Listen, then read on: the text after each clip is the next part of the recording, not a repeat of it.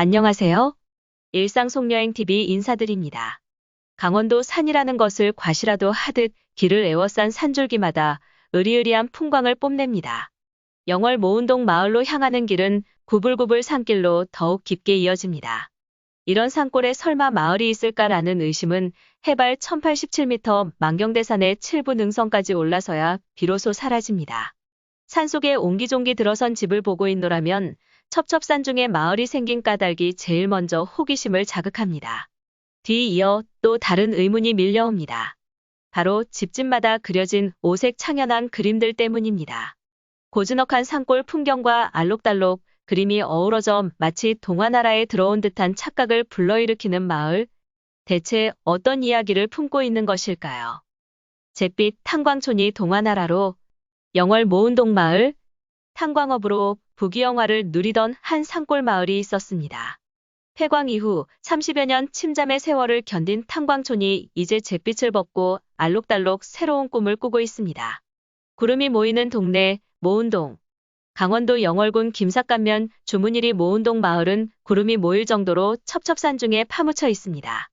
산골 마을의 부귀영화를 이끈 것은 땅속 그득한 석탄이었습니다.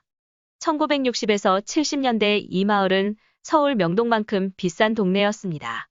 작은 탄광촌에는 극장, 우체국, 이발소, 미장원, 세탁소 등 없는 게 없는 마을이었습니다. 하지만 화려했던 마을의 영화는 1989년 탄광이 문을 닫으면서 함께 사그라져 갔습니다. 그 후 30여 년 잿빛으로 변한 마을의 풍광에 알록달록한 희망의 씨앗이 움터났습니다. 먼저 주민들은 마을의 과거를 회상합니다. 옛날엔 여기 광부만 2,000명이 넘었지. 월급날에는 영월시장보다 더 큰 장이 마을에 열렸어. 라며 옛 영화를 회상합니다. 별표연탄으로 유명했던 옥동광업소는 1960에서 70년대 마을의 전성기를 이끌었습니다. 당시 광부로 일했던 주민은 석탄을 캐면 열차가 영월까지 실어 날랐지. 저 산 위에는 석탄 나르는 케이블카가 있었고 여기 극장도 있었잖아. 서울 명동에서 개봉하면 그 다음엔 바로 우리 마을에서 영화를 틀었지. 라고 말합니다. 하지만 1989년 광업소가 문을 닫고 마을 사람들 대부분이 이곳을 떠났습니다. 주민들은 돈 없고 능력 없는 사람들만 마을에 남았다며 한숨 짓기 일쑤였습니다. 많을 때는 학생만 1,000명 정도 됐었지. 그런데 이렇게 마을이 조용해져 버린 거야. 라고 동네 할머니는 말합니다. 마치 시계를 거꾸로 돌린 듯 마을은 활기를 잃어갔습니다. 폐광 30여 년 1만 명에 달하던 주민은 35가구 40여 명이 되었습니다.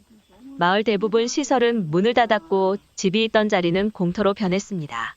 2살 때 광부인 아버지를 따라 마을에 들어왔죠. 그때만 해도 여느 도시보다 더 화려한 마을이었어요. 폐광된 이후 사람들이 모두 떠나가기 전까지는 말이죠. 라고 이장 김씨가 얘기합니다. 왜 마을을 떠나지 않았냐고 묻자 아내도 몇 번이고 이사를 가자고 했었죠. 그런데 저는 어디서 사느냐 보다는 어떻게 사느냐가 중요하다고 생각하거든요. 그래서 가족들을 설득했어요. 라고 단호하게 밝힙니다. 어떻게 사는 것이 중요하다는 김 이장의 말은 동화나라가 된 마을의 변화를 단번에 설명해 줍니다. 마을 표지판, 구판장 간판, 주택벽과 문, 우체통과 지붕까지 마을은 온통 새 옷을 입었습니다.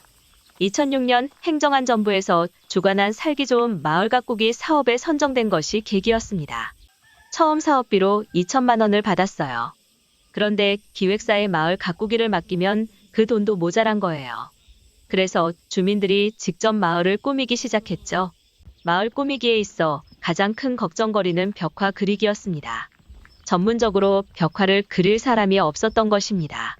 김 이장은 하는 수 없이 유치원 교사였던 아내 손 씨의 손을 빌리기로 했습니다.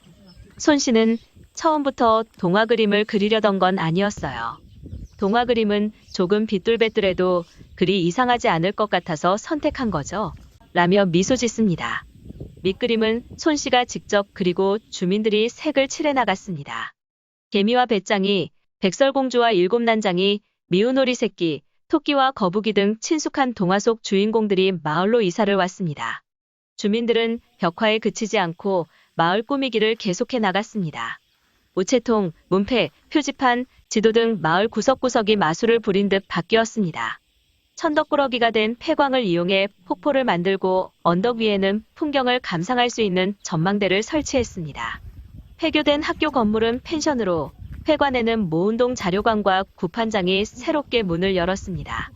손님들이 편하게 구경할 수 있도록 곳곳에 벤치를 놓고 간이식당도 꾸려놓았습니다. 봄, 여름이면 활짝 피는 복숭아, 살구, 진달래나무는 모운동을 울긋불긋 꽃마을로 만듭니다. 이제 마을에서 잿빛 탄광촌을 떠올리기란 쉬운 일이 아닙니다. 안개구름이 피어오르는 마을에 빗돌뱃돌 그림이 고개를 내밀 때면 모운동은 여지없이 상상 속 동화마을을 산잘하게 펼쳐놓기 때문입니다. 폐광된 탄광촌에 볼 것이 뭐가 있겠냐 싶지만 모운동에 들어서면 예쁜 벽화 그림부터 멋진 자연 풍광까지 쉽게 지나칠 수 없는 볼거리가 넘쳐납니다. 모운동 폭포는 폐광에 흐르는 물을 끌어다 절벽 위에 만든 인공폭포입니다.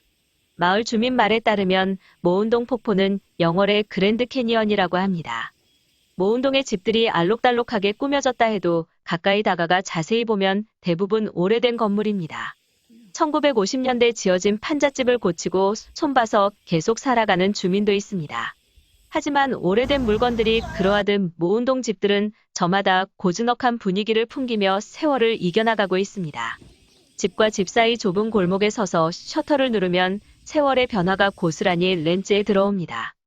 우리가 흔히 일컫는 시골에 취재를 가면 마을 사람들의 순수함에 반할 때가 있습니다. 모운동에서는 주민을 직접 만나지 않더라도 벽화가 안겨주는 귀여운 상상력 덕분에 시골 인심을 미리 느끼게 됩니다. 잘 그리지 않아도 될 것 같아 시작한 동화 그림은 보는 이를 배시시 웃게 하는 묘한 매력을 지녔습니다. 그럼 김 이장의 아내 손씨와 함께 마을 또 다른 곳을 돌아보겠습니다. 일기예요, 우리 일기 모임 한번 할까요? 요 뒤에는 도라지 비브리지가 여기도 땅을 샀어요. 그래가지고 여기 진덕에 도라지 싹 심었어. 도라지 꽃 피는 땅이 부분 부분 샀나 보네. 네, 그러니까 이쪽 덩어리가 사고. 아니고. 이거 전체 다지.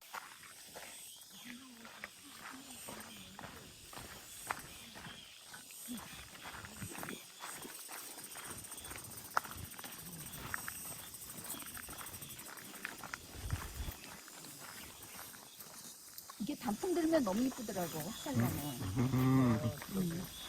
아주 빨갛게.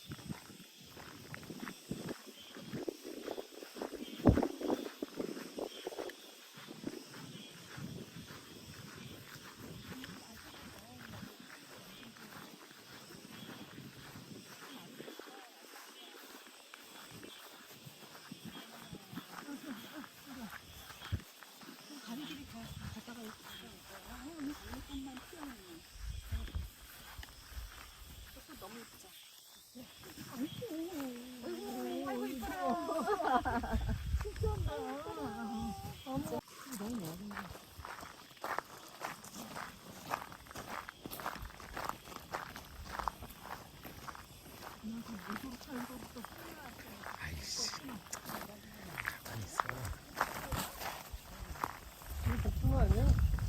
이거 아니? 살구예요? 살구? 살구인데? 살구면 아직 안 익은 거죠, 이거? 살구.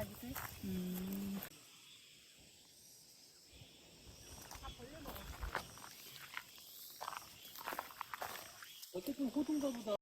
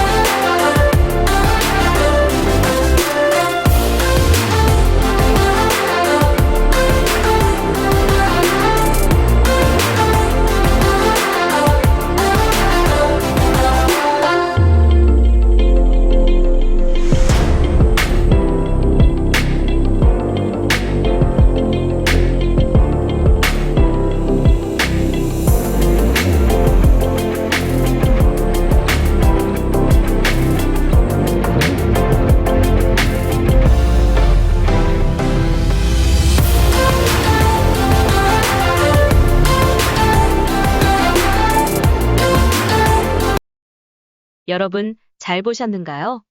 그럼 다음 시간에 일상 속 여행 TV는 새로운 여행지를 다루도록 하겠으니 시청 편의성을 위해 구독, 알람 설정 부탁드립니다. 안녕히 계십시오.